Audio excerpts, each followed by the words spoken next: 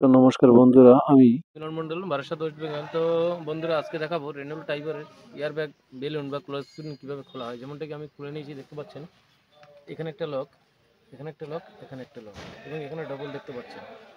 খোলার হোলটা হলো একটা স্ক্রুড্রাইভার নিন, সাইড থেকে এখান থেকে প্রেস করুন, এই লকটা খুলে যাবে এই হোল্ড থেকে, এবং এখানেরটা এই জায়গা থেকে বেরোবে দেখুন।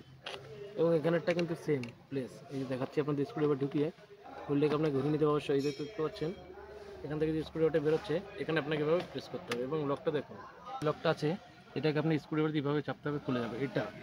এটাকে এখানে প্রেস করতে হবে না, যেটা এখান থেকে আছে, এখানে দুটো লেগে আছে।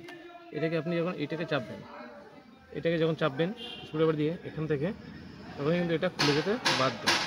এবং সেম প্রসেসে এপাশে যখন আপনি এটাকে এভাবে চাপবেন, লকটা কিন্তু খুলে যাচ্ছে। তো এটাই হলো এটা ছিল আজকের ভিডিও। ভিডিওতে অসংখ্য ধন্যবাদ। এরপরে দেখাবো নেক্সট কোনো ভিডিও নিয়ে।